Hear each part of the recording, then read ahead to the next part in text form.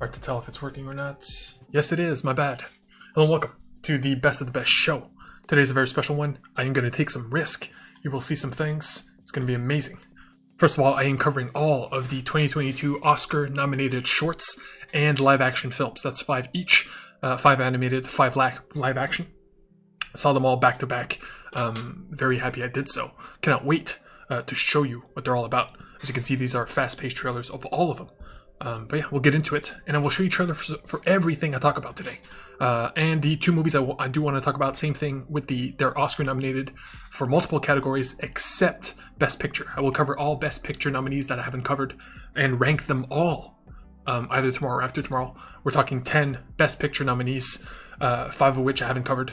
That is tomorrow. But these are the 2 that are nominated for Best International Film. Both of them. The Worst Person in the World from Denmark, also nominated for Best Original Screenplay, and Flea, which is also nominated for Best Animated and Best Documentary. So it's very special. It's a animated documentary from, man, I'm not even going to guess which country it's from. So yeah, trailers for each. And like I said, every single animated and live action short. Some are big, some are small. We'll get into it. I got 3 main events. Usually I don't do this, but we'll use Twitter this time. One of them involves Dolly Parton, like weird. One of them involves a Komodo dragon, I believe. I'm not sure if it's a Komodo dragon. Point is, I will almost never feature a literal lizard in my main events, so this is special just for that. And second of all, I got a dog video. You know what I mean? So if you stick around, I got some animals for you. Got some good ones. So here we go. Without further ado, the worst person in the world should not be titled as such. Let's be clear here. First of all, this is a female main character. So it's for, females in general, to be honest. It's completely a tale of a young woman's life in the dating world. And this should not be called the worst person in the world. It should be called Free Woman. It is that simple. It's just a free, independent woman being thoroughly explored in, I believe, Denmark, right? Oslo is the city. So it's her in her dating life. What's cool about the movie is that it starts, again, nominated for Best Original Screenplay, right? It starts literally saying this movie is in 12 chapters, including a prologue and an epilogue. So you already know beforehand that you're going to be switching subjects, switching, times in life, switching dating prospects and all these things because it is a chapter-based film. I've never, it's rare you see this. So you're in for the ride. And even if you feel like, chapter 4 kind of sucks, because it's a 2-hour film or barely, that it's only a matter of time before it switches to another chapter in another big part of the story. Just like a book would, So different perspective or whatever, even though we are following her the entire time. To be honest, to go into this movie is not really worth it because, again, it's not for me. It's like Turning Red that I covered yesterday from Pixar. It's for women. And, man, it's pretty interesting. The dating life is hard, man. And this just goes to show. But yeah, it's a great film for those aspects. If you want that perspective, there it is. It will be given to you, and it is enlightening. But there's not much more than that. It is a young woman navigating the dating world, simply put. And because of that, and because it does falter, the more it goes. At the beginning, you're in, man. You're like, oh my god, these first 5 chapters are insane. And then it does dip, because it does, repeat itself somewhat. And for that, it is a good film. So it's a 7 out of 10. That's from me. So yeah, do not go out of your way to see it, unless you're interested. Flea, to be honest, is kind of the same thing. This is an animated documentary about immigrants. Not only, again, nominated for 3 categories, which is very special for an animated film. Documentary and international and animated, which is pretty impressive. Unfortunately, the movie does not live up to the fact that it's nominated so many times. Not only will it not win animated, that's almost guaranteed. It might win the others, but we'll see. Because again, story about immigrations are always harrowing.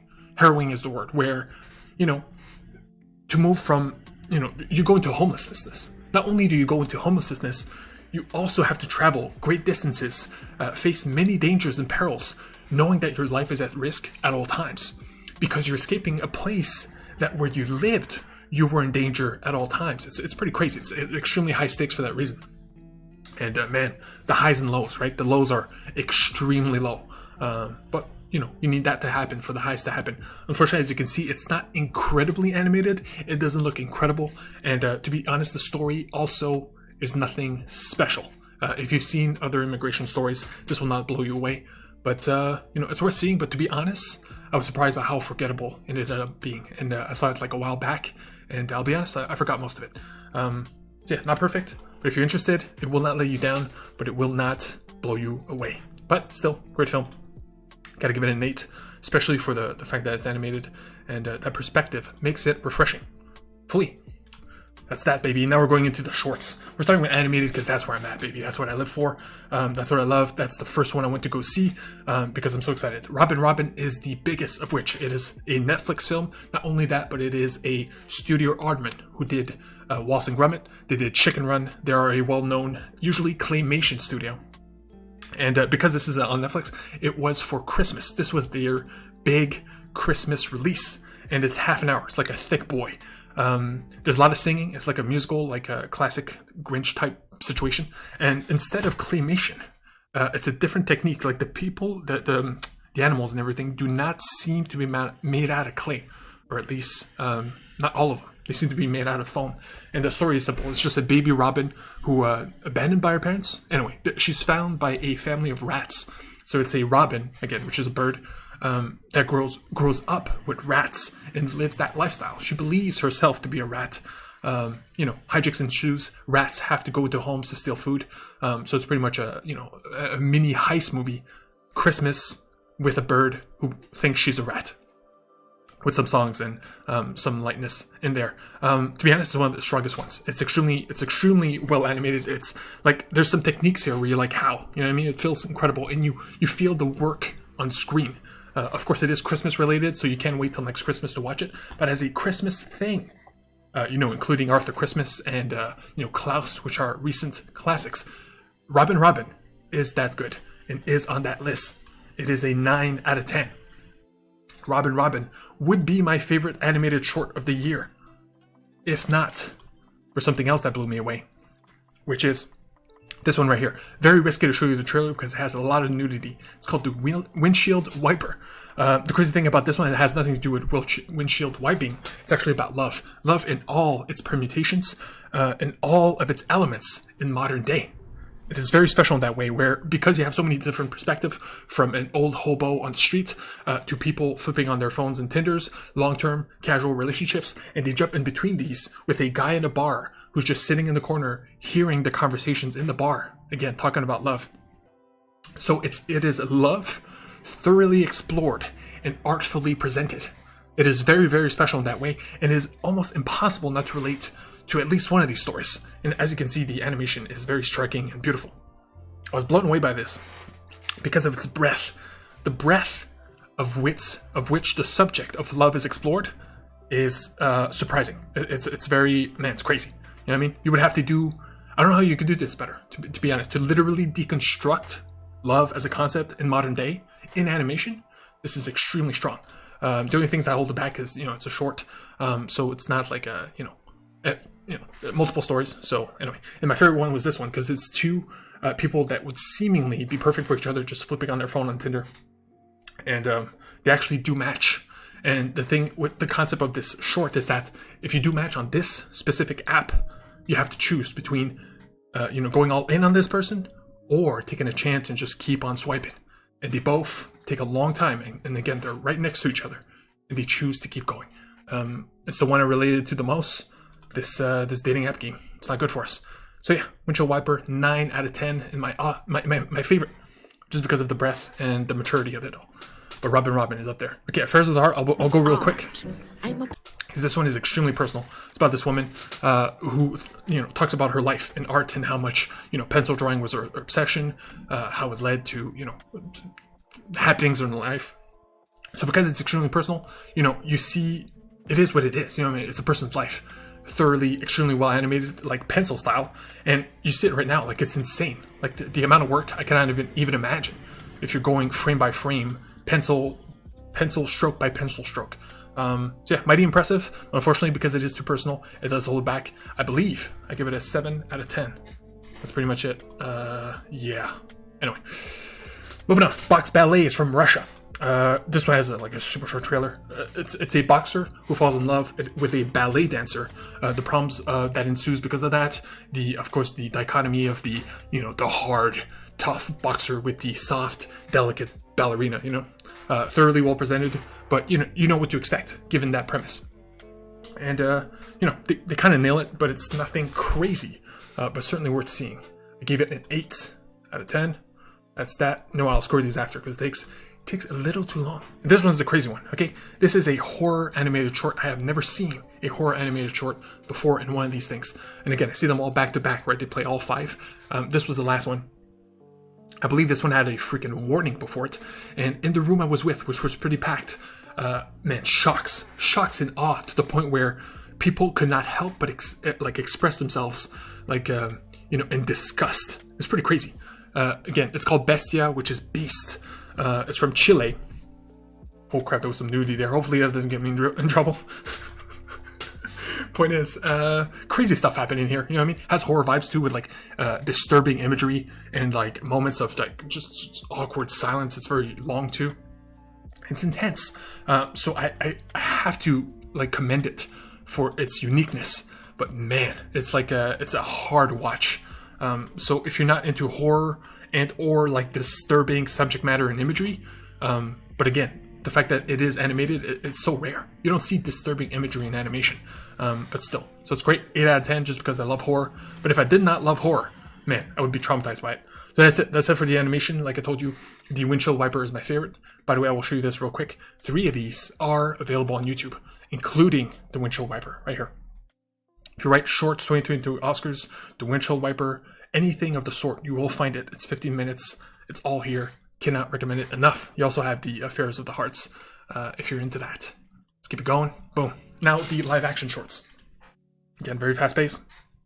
The Long Goodbye is the only one with a well-known actor. It is Riz Ahmed. Same thing with this one. This one is available on YouTube. The thing that surprised me about the fact that this is available on YouTube is not only is it his channel, he is a known actor, of course, on the Sound of Metal. Best actor in Sound of Metal. Best movie of last year, in my opinion. Right off the cuff, right? This is 2 years ago. So he made this short 2 years ago. It's very personal to him. It is not he who directed it, but he does star as the main actor. Oh, that's the full thing. That's the full thing. Okay, so we'll just play a little bit here. It's crazy because it starts banal. It's like a full house of his country of origin. To be honest, I'm not even going to guess. For fear of failing. And it seems way too normal. It's just like a big house with a big family. So you're talking 8 people. And, for 6 minutes, you're like, what the hell is this? What's the point? What is going on? And then it explodes. Not like a literal bomb, but a metaphorical bomb. I won't go into it for spoiler reasons. But dear Lord. And at the end, it is pretty much a rap monologue from Riz Ahmed. So the short entirely depends on the shock value and the talent of Riz Ahmed's message and rapping skills. And they do come together. If you know the man, you know he delivers in that respect. But yeah, do expect some shocking things. What did I do? Yeah, give it an 8. All the live action shorts are all great at a minimum. And this is the weakest one with Riz Ahmed. You know what I mean? So it shows a lot. Okay, I'll go quick on the others just because that one had a big main actor. So that's the main reason I went long. On my mind is a karaoke film. Cannot believe this. It's karaoke is the main crux of it.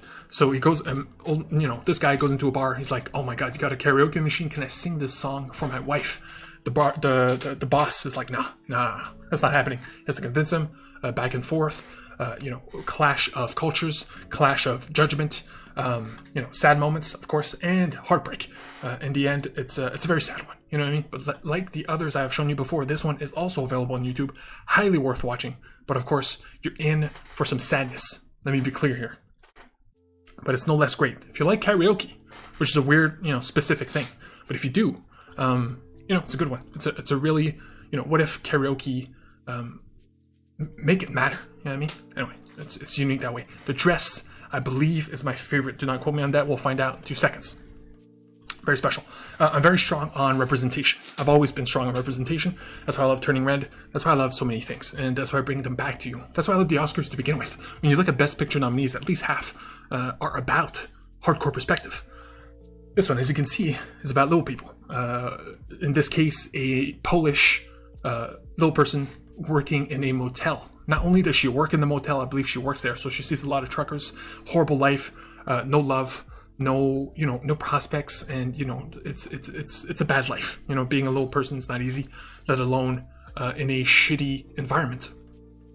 And she meets this trucker. She gets excited at the prospect of a date. It's another very dreary and sad one. It's pretty brutal in its message, but again, representation is so strong that you come away with knowledge. You know what I mean? And knowledge has tremendous value, especially when it comes to humans. You know what I mean? Human knowledge about humanity, tremendous value, tremendous. I believe I gave this a 9. Let me be sure. Yeah, it's a 9. Okay, it is not the best one. I was just reminded of the best one. It's coming up. But yeah, 9, second place. It's very, very strong. Do not be surprised if it wins. This. Okay, no, we'll go into this one first. This, please hold, is the weird fun one of the year. This is a Black Mirror episode. I've been missing Black Mirror for 2 years. But it makes sense given how crazy the world has become and how brutal it's become. Especially in that world, in the Black Mirror universe, so to speak. Technology and all that stuff. This is a replacement to that. You know what I mean? If you truly miss, this would fix that itch. So it's pretty much a guy who it's in the future where drones are the police. Everything is technology based. This guy gets arrested for no reason, seemingly off the street for no reason. Gets thrown to jail. Again, no humans, all technology, and goes through the rigmarole of the judicial system through technology. No human beings. It's pretty brutal. It's pretty scary. It's a nightmare scenario of a future where, what if injustice happens and you cannot, you can't share it nowhere. You know what I mean? It's all, you're talking to robots. It's a very scary prospect. Very fun, very cool concept because it is a guy in a jail cell the whole time. But yeah, it doesn't, you know what I mean? It's just a fun, weird, what if. 8 out of 10. Great stuff. And here is the absolute favorite of the live action shorts, and it's also the longest. This is a 50-minute short, very long.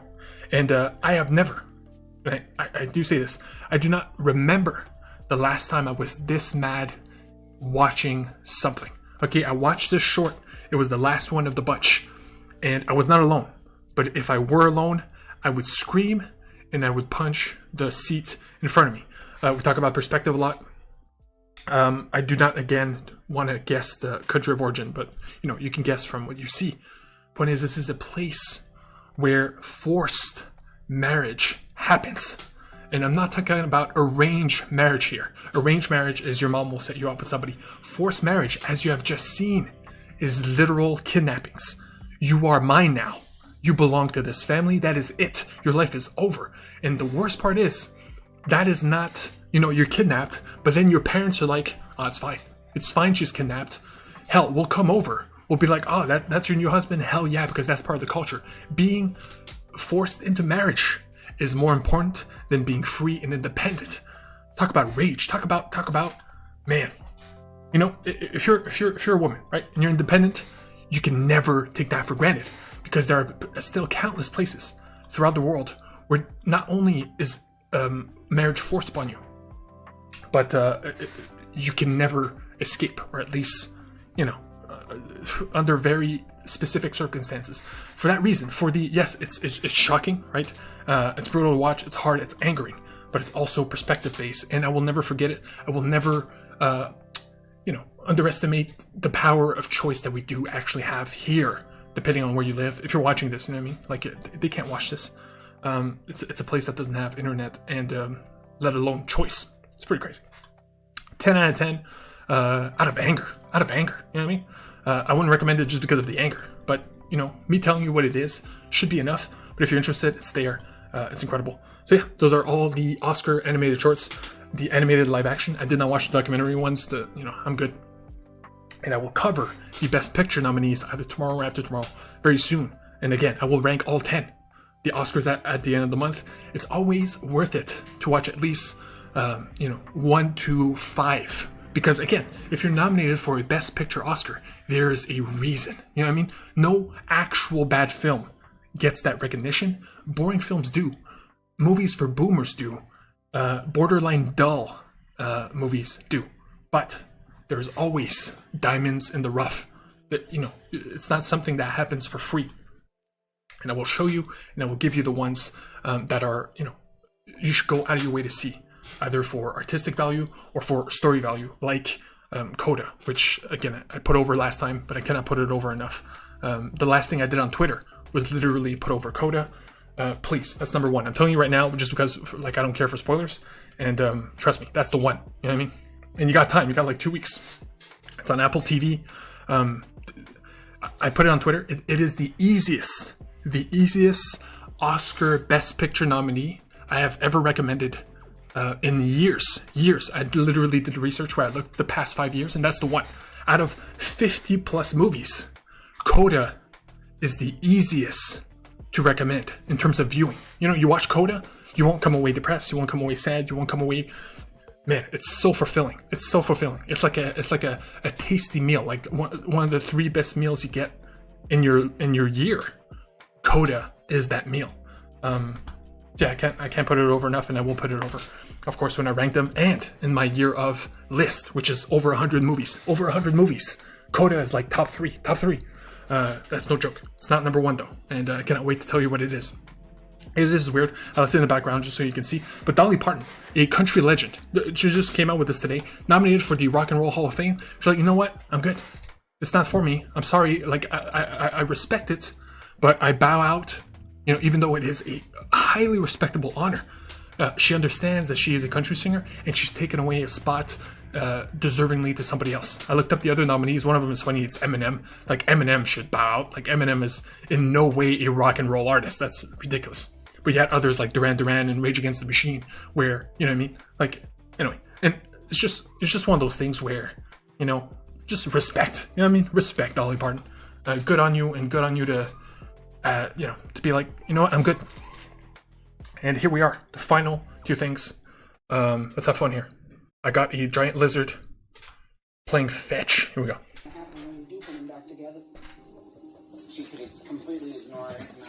Okay, so this one I love way too much, because the more you watch it, the more you appreciate it. First of all, the ball is not a ball, it's an egg. So it's like a toy egg, because of course Komodo dragons do eat eggs.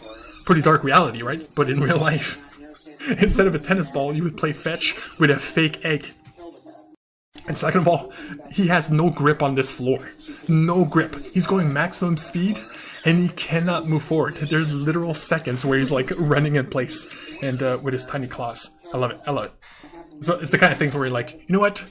Maybe I should get a lizard. You know, that looks pretty fun. Yeah, that's a Komodo dragon. It's a quick one. And here's a dog. It's a classic. It's not even about the dogs. Here we go.